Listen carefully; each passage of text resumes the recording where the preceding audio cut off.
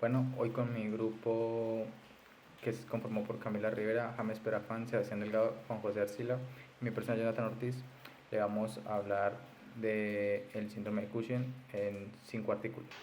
Bueno, mi artículo repasa el reporte de modelos de animales con síndrome de Cushing con diferentes características y complicaciones. Ese artículo somete a ratones, ratas, perros, pero en su mayoría a los roedores, a diferentes variantes, por decirlo así, del síndrome de Cushing, como lo son el síndrome de Cushing exógeno, el síndrome de Cushing dependiente de ACTH, el síndrome de Cushing de origen suprarrenal y el pseudo Cushing.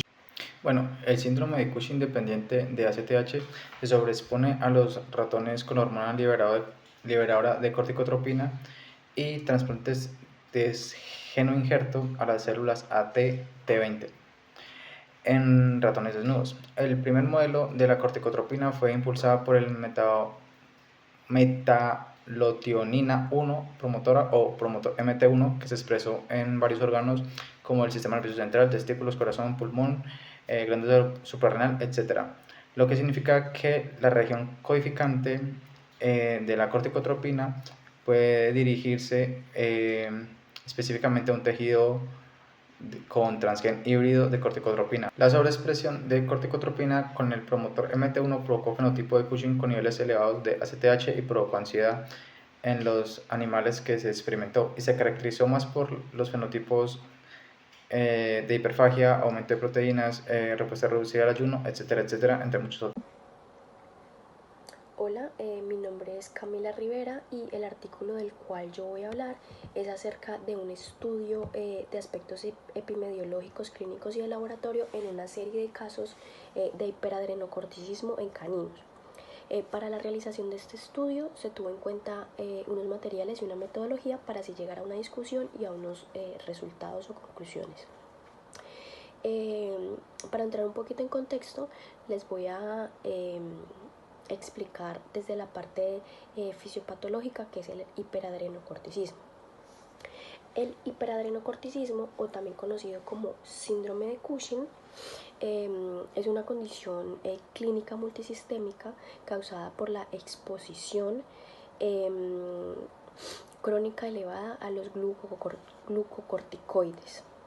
En perros, el hiperadrenocorticismo puede ocurrir secundariamente a un aumento en la secreción de la hormona adrenocorticotropa, también conocida con las siglas ACTH, por la hipófisis, lo que se clasifica como HAC dependiente de ACTH.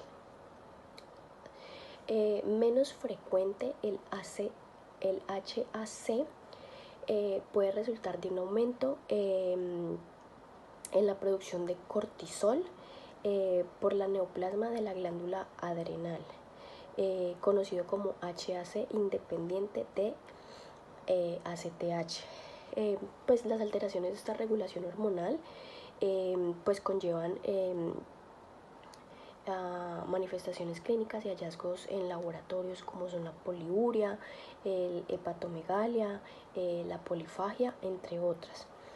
Bueno, para la realización de este estudio se evaluaron 115 registros de perros con hiperadrenocorticismo mediante pruebas de supresión de dexametasona en baja dosis y pruebas de estimulación de ACTH. Pues como resultados del estudio, como conclusión en el artículo, se reveló una alta prevalencia de hiperadrenocorticismo dependiente de ACTH en los perros evaluados, lo que sugiere una difusión de la regulación hormonal a nivel hipofisiario. Pues invita a las personas que tengan la oportunidad de leer este artículo, ya que es un estudio muy completo y es muy interesante. Hola, hoy vengo a hablarles un poco sobre la fisiopatología del síndrome de Cushing o hiperadrenocorticismo, sobre el artículo que encontré que se llama Perfil metabólico del suero en perros con hiperadrenocorticismo dependiente de la hipófisis. Este artículo del 2021 trata sobre que se tomaron dos grupos de perros, unos sanos y otros que presentaban la enfermedad, pero que no habían sido tratados antes o apenas se estaban diagnosticando, como les iré describiendo más adelante. Este artículo empieza describiéndonos que el hiperadrenocorticismo o HAC es una de las enfermedades endocrinas más comunes en perros y esta es caracterizada por la producción excesiva de cortisol, como ya lo sabemos. Y lo que ocurre es que hay un tumor en la hormona secretora que se llama la hormona adrenocorticotrópica o ACTH, la cual es la que nos va a causar este desbalance o producción excesiva de cortisol. Más adelante les iré describiendo qué es lo que ocurre en medio de este artículo para describir la fisiopatología. Continuando con la lectura de nuestro artículo, este nos describe que en los dos grupos de perros, el grupo sano, en el perfil metabólico no se encontró como ningún desbalance, ninguna pico muy alto de algún metabolito o alguna hormona, mientras que los que ya tenían la enfermedad o apenas estaban como en diagnóstico o se tenía la sospecha, encontraron que tenían un desbalance en los metabolitos. En concreto, eran 21 metabolitos, tal como se los voy a leer más adelante. Como les venía comentando, los 21 metabolitos se los voy a leer, pues no los 21 en sí, pero como los más característicos o los más relevantes que se encontraron en el estudio. Entonces, los 21 metabolitos fueron significativamente diferentes entre los dos grupos. Las principales alteraciones se encontraron en los ácidos araquidónicos y decanoico y en los fosfolípidos relacionados con la fosfatidilcolina PCE o otra sería la fosfatidiletonolamina PE o la fosfatidilinositol PI. Estos metabolitos están relacionados con la resistencia a la insulina y otras complicaciones, por ejemplo, la hipertensión. Esto es lo que indica que estos resultados producen cambios metabólicos séricos en perros y el conocimiento de estos cambios puede ayudar a mejorar la comprensión de esta fisiopatología como tal. Entonces, para concluir, como les leí anteriormente, este artículo nos dice que es muy importante, aunque es un poco nuevo, conocer la prueba sanguínea o los metabolitos que se ven que están muy aumentados, lo que nos da una prueba más para poder diagnosticar correctamente esta enfermedad. Lo que nos dice es que pues para la parte más fisiológica, pues lo que observamos puede ser que pueden ser perritos obesos en la parte como del tronco, mientras que en sus patas son muy delgaditas o que tengan como letargo, sean más lentos, no tengan como tanta energía o puede que tengan picos muy altos de insulina o netamente pueden ser diabéticos o también pueden ser hipertensos. Entonces todo esto, como conocer los metabolitos o todas estas pequeñas partes nos ayudan para un mejor diagnóstico y para poder comprender más la parte fisiopatológica. Bueno, en este punto vamos a hablar de los diferentes tipos de Cushing que existen o los más comunes o más relevantes. Pero antes que todo vamos a hablar un poco sobre la fisiología normal o la fisiología en su manera natural. Bueno, ¿cómo ocurre esto? Primero va a haber un estímulo externo hacia el hipotálamo. Una vez el hipotálamo tenga un estímulo, va a secretar la hormona liberadora corticotrópica. ¿Esta hormona qué va a hacer? Esta hormona va a estimular a la hipófisis para que la hipófisis secrete la ACTH. La ACTH va a ser liberada en el torrente sanguíneo, se va a dirigir hacia las glándulas suprarrenales, exactamente va a llegar a la zona fascicular y en dicha zona va a producir la elevación de cortisol en la sangre.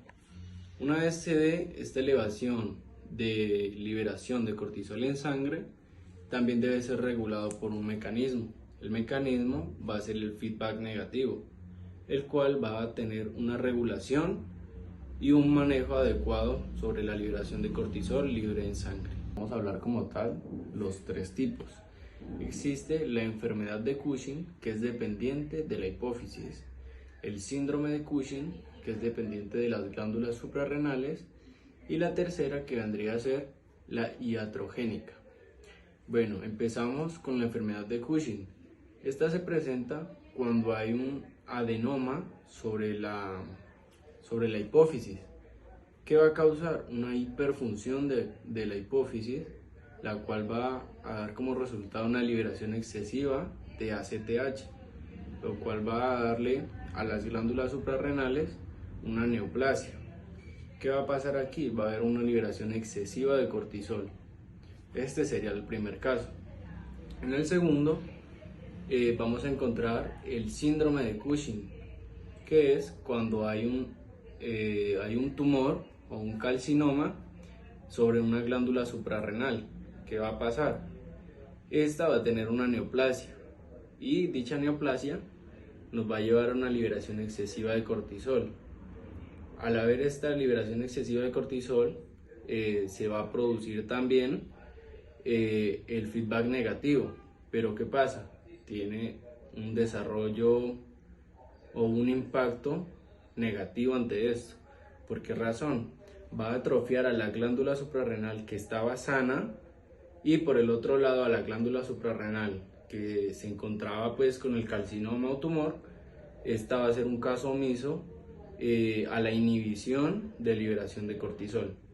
Y por último punto tenemos a la iatrogénica, que es mediada por el consumo de medicamentos glucocorticoideos exógenos, los cuales van a causar un feedback negativo sobre el eje corticotrópico, los cuales van a dar como un resultado final la atrofia de ambas glándulas suprarrenales, y esto pues va a reducir el nivel de cortisol liberado en sangre. La fisiopatología del hiperadenocorticismo en perros implica una producción excesiva por parte de la hormona glucocorticoides. En este caso sería el cortisol. Esto debido a tumores hipofisiarios funcionales, tumores adrenales o hiperplasias suprarrenales macronodulares. Este desequilibrio en la producción de cortisol nos puede provocar efectos adversos como cambios neurológicos, nos puede llevar a una diabetes mellitus, una atrofia epidérmica, una hipertensión sistémica, entre un gol de la vesícula biliar, entre otros factores. Además se van a observar cambios en los parámetros sanguíneos como eosinofilia, linfopenia, monocitosis, eritrocitosis, aumento de la fosfatasa alcalina, y también va a haber un aumento de la alanina aminotransferasa, una hiperglucemia, entre otros factores. El control de la liberación de la hormona cortisol se lleva a cabo mediante el eje corticotrópico, según la imagen que están viendo en este momento. Este eje consiste en la liberación por parte del hipotálamo de la hormona corticotropina, la CRH, la cual es secretada debido a diversos estímulos como el estrés. La CRH tiene un receptor CRH1 en la glándula pituitaria. ¿Qué va a hacer? Es el encargado de estimular la liberación de la hormona, la adenocorticotropina, la ACTH, que estimulará a la glándula suprarrenal a sintetizar y secretar el cortisol. El cortisol a su vez completa el ciclo y ejerce un efecto inhibidor sobre este eje. Cuando está elevado en la circulación, es decir, se realizará una retroalimentación negativa que disminuye la producción de CRH y ACTH, y como resultado se realiza un control de la liberación de cortisol en la sangre. Bueno, esta condición solo se va a ver en animales sanos. En los animales enfermos va a haber una liberación excesiva de cortisol porque no va a tener la retroalimentación negativa. Esta liberación excesiva de cortisol nos puede provocar hiperadrenocorticismo.